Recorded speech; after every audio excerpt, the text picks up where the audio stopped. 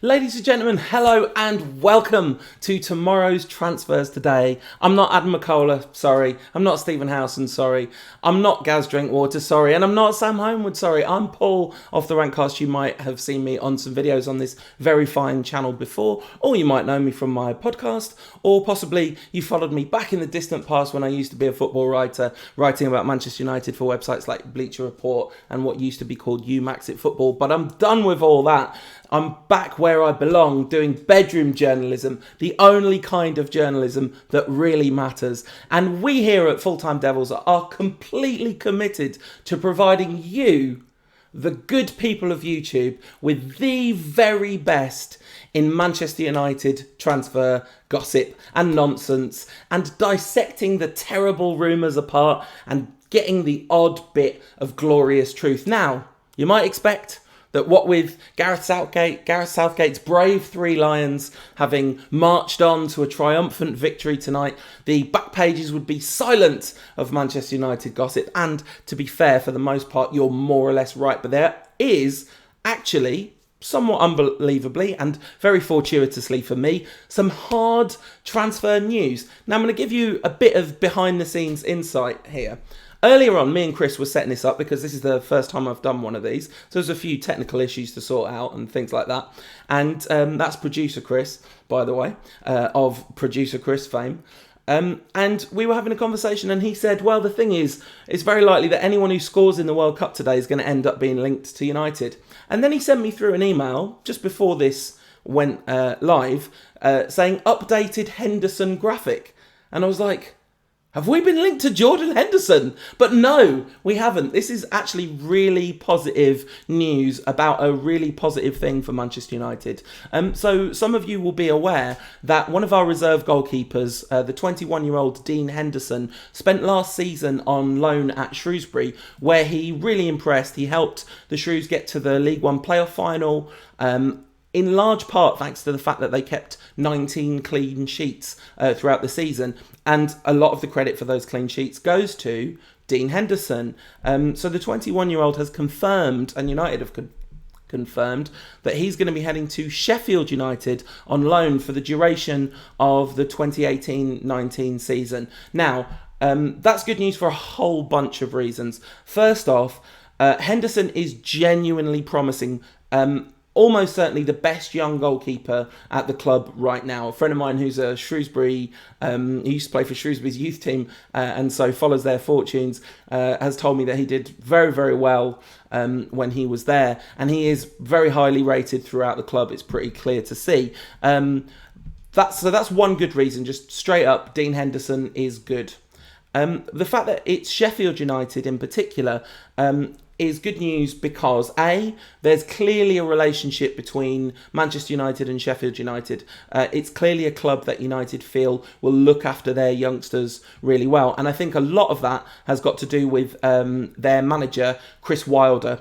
Now, some of you might have seen a couple of transfer windows ago, there was a video that made the rounds which sort of followed Chris Wilder, the Sheffield United manager, on the last day of the transfer window. And it was an extraordinary insight into what it's like to be the manager of a lower league club on a day when there's just chaos everywhere and there were players who he thought was coming in who let them down at the last minute and all sorts of mess with agents and all that kind of stuff. But Wilder has a brilliant reputation in football. He's got a brilliant reputation in Sheffield. I even know a Sheffield Wednesday fan who rates him. And if you know anything about Sheffield football, that's a pretty extraordinary statement. So Dean Henderson was speaking to ManUnited.com today. There's an article on their website. I'm pointing at it because I can see it on my computer right here. And Henderson talked about Joe Riley, another United youngster who he left to join Bradford City last month, but I think it was last season, he spent time on loan at Sheffield United. Might have been the season before. James Wilson, of course, has also been there. Anyway, Henderson said, funnily enough, I spoke to Joe last night about the manager. He spoke really highly of him, and speaking to Chris Wilder, he comes across as really delighted to have me.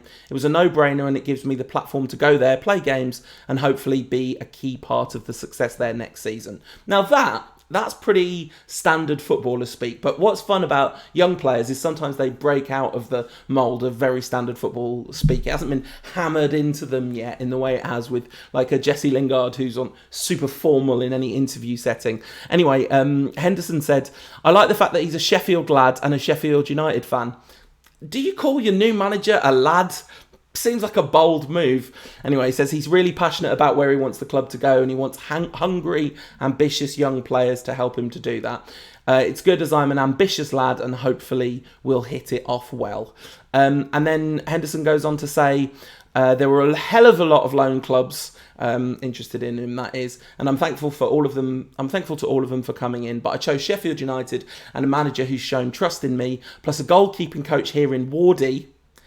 Has he met him yet? Darren Ward. Has he met Wardy yet? Can you, before you've even joined a club on loan, start calling the goalkeeping coach Wardy? Clearly you can. And I'm looking forward to learning and hopefully getting better and better. And as Adam Higgins says on the club website, everyone at the club wishes Dean well during his time at Sheffield United. And of course, I'm sure everyone at Full Time Devils and all you guys do too. Must be a fascinating time right now to be a young goalkeeper at United. Think about that in terms of Joel Pereira, who obviously Mourinho has spoken of in raving terms. Because, first of all, there's De Gea, the best goalkeeper in the world, whatever happened the other night. That was a rough moment there, Dave. But we'll like him to do that for Spain rather than for United, of course. But, you know, the best goalkeeper is firmly established, and unless that kind of ever-linked move to Real Madrid comes off, that's a position which is locked up for a number of years. So let's say De Gea stays for, say, another 3 years.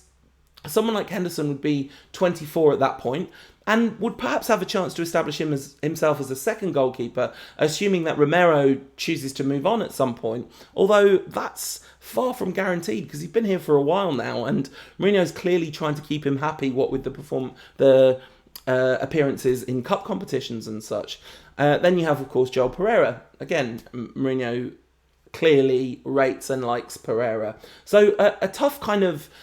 It's going to be tough to beat your way up the pecking order for a young keeper. But if Henderson has got the kind of potential that people say, maybe he'll be able to do that. Maybe he'll kind of leapfrog the others into second place behind De Gea and be ready to take over in that kind of 3, 4, 5 years in the future. If it was any other position, of course, you wouldn't be talking about someone who's 21 now being ready, being prepared to wait 3 or 4 years to be in the first team. But perhaps a goalkeeper would, given how long their career will be on the other end. But whatever happens to his long-term future, it's got to be a good move for his development to move to a kind of club that's on the up with a really kind of youth-focused, sensible, well-respected manager at what appears to be a pretty sensible, well-run club. So yeah, very best of luck to Dean Henderson, and thank you for picking today to announce it so I got to talk about some real news, because, ladies and gentlemen, what is coming next is absolute nonsense from top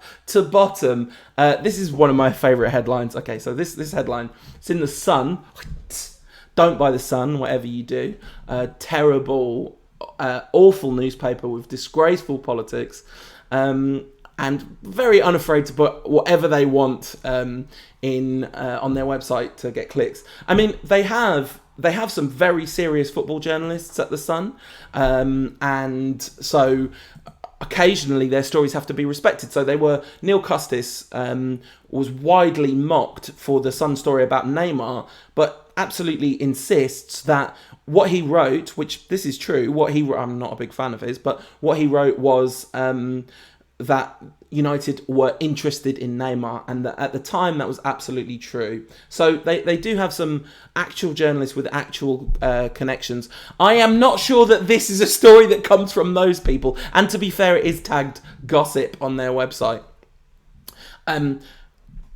This headline: Juventus join Manchester United in race for Bayern Munich defender Jerome Boateng. I mean, that is just throwing darts at a wall, isn't it? So apparently the Bavarian Giants have told Boateng he's free to leave after the World Cup, and that the Rummenigge's happy to do business at the right price. And that kind of makes sense, because this is borderline blasphemy, but I think that there's possibly a suggestion that Boateng is a little past his best, maybe. He's played a lot of football over the years, and obviously centre-backs can adapt as they get to the age that he is now. He's 29 now, so maybe he'll have another 5 years as that kind of Rolls-Royce type defender. You know, Alex Ferguson talked about him losing the electric yard of pace and becoming a different kind of defender. He was obviously still very effective into his later years, so maybe Boateng's got that change in him. Anyway, to sum this story up, blah, blah, blah, blah, blah, Italian newspapers, blah, blah, blah, they're saying he might go to Juventus. Listen, he might go to Juventus, but I'm not entirely convinced that there's any reasonable excuse for saying that Juventus joined Manchester United in race for Bayern Munich defender Jerome Boateng. I'm going to imagine that if he wants to go to Juve, he'll go to Juve. If he wants to come United and United want him, he'll come United. Okay, so Michael Little in the comments. Get your comments in. Chris is feeding them through to me. I can't see them live, but I'm getting some highlights from producer Chris. Michael Little says, is Fred signing actually gone through, or is it to be completed on July the 1st? So United, as far as I know, have announced, deal's been confirmed, pending this and that and the other.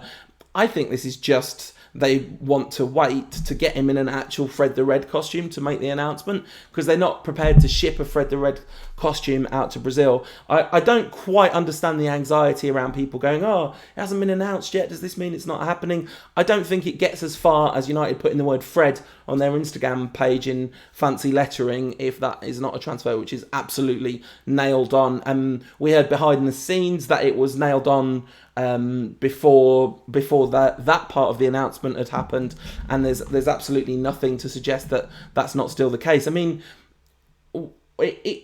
it just makes too much sense, never mind anything else. The fact that it's gone as far as it has, I'm not sure it's possible in this day and age for a transfer to get to this point and then collapse, unless there's some sort of dramatic discovery at the medical.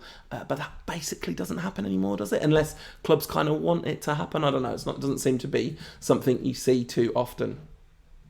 I should say at this point that it's well worth your time to watch Stephen Howson's excellent transfer review video from earlier in the day that's up on the channel, where he's gone through all of yesterday's news.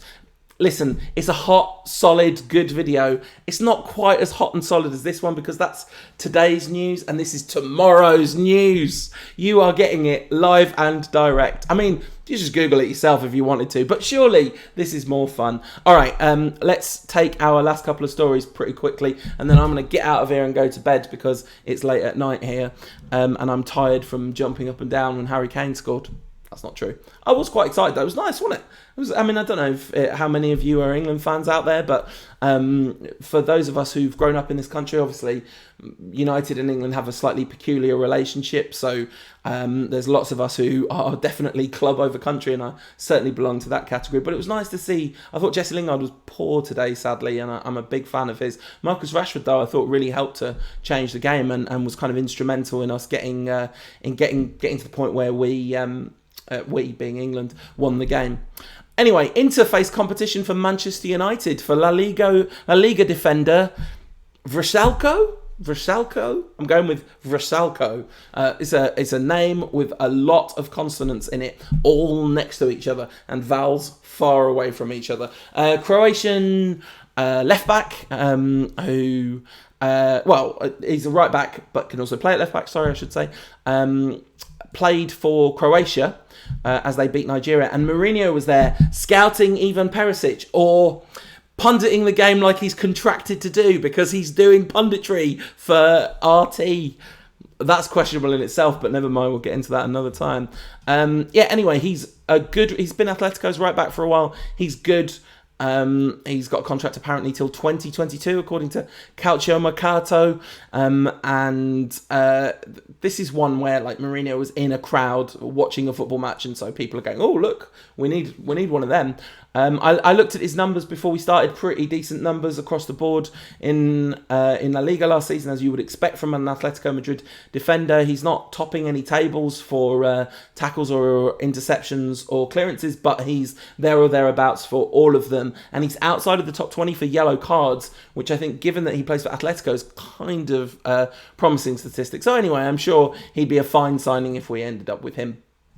But this one is nowhere near the kind of boiling point of like, oh, we should pay attention to this. This is some people trying to get clicks. They got one off me, but I have to, because I'm doing this for you guys. So you don't have to click. That's the great advantage. This is a weird story. I don't know. Chris has included this in the running order. Thank you, Chris. But there's a player here who I genuinely don't remember. Like, I think I remember the name from some Football Manager squads, and that's about it.